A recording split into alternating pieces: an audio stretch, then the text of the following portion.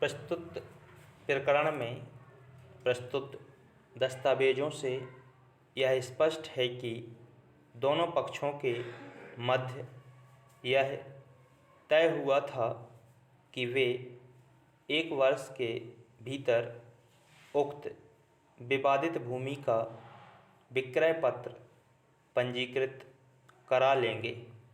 यद्यपि अचल संपत्ति के विक्रय करार में ऐसी उपधारणा नहीं होती कि समय संविदा का मर्म है, और यदि समय संविदा का मर्म न हो तब भी न्यायालय यह इनकार कर सकती है कि संविदा का युक्ति युक्त समय में पालन होना चाहिए।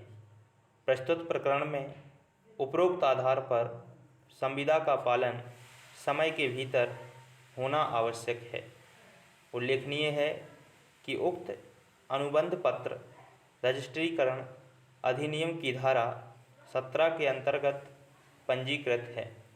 वादी को अपने वाद में यह प्रमाणित करने का भार था कि एक वैध विक्रय करार वादी के पक्ष में किया गया, जिसका प्रतिवादी ने भंग किया तथा वादी अनुबंध की शर्तों का पालन करने के लिए सदैव तत्पर एवं इच्छुक रहा है।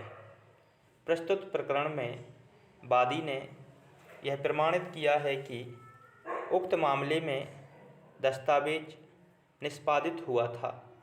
वादी की साक्ष्य से यह भी प्रमाणित होता है कि प्रतिवादी ने संविदा को भंग किया है तथा आज दिनांक तक उक्त संविदा का पालन नहीं किया है।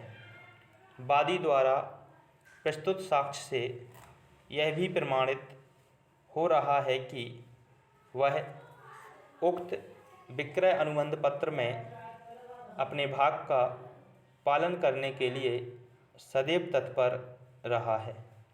उपरोक्त तथ्य न केवल मौखिक साक्ष्य से प्रमाणित हो रहा है, बल्कि संपूर्ण दस्तावेजों से भी प्रमाणित हो रहा है। इस संबंध में न्याय दृष्टांत में 3 न्यायमूर्तिगण की पीठ के मामले में संविदा में 2000 रुपये अदा करने का उल्लेख था तथा विक्रेता का पक्ष था कि उसे मात्र 350 रुपये अदा किए गए हैं। ऐसी दशा में क्रेता को साक्ष्य देने की आवश्यकता नहीं है, क्योंकि लेख में रुपये की प्राप्ति अंकित थी। प्रस्तुत प्रकरण में भी लगभग ऐसी ही स्थिति है। उक्त मामले में दस्तावेजों में 2,10,000 रुपये की प्राप्ति का उल्लेख है।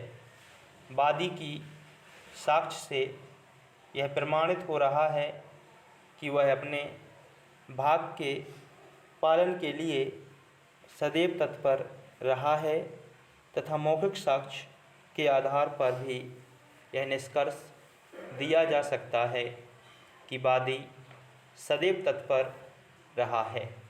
प्रतिवादी की ओर से न्याय दृष्टांत की फोटोप्रति प्रस्तुत की गई है, किंतु उक्त न्याय दृष्टांत में प्रतिपादित सिद्धांत प्रस्तुत प्रकरण की परिस्थितियों में लागू नहीं होता।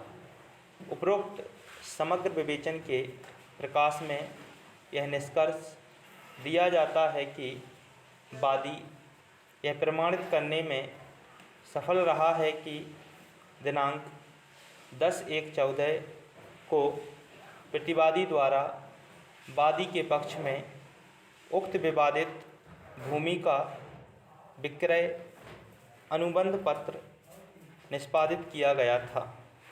वादी यह भी प्रमाणित करने में सफल रहा है कि वह विक्रय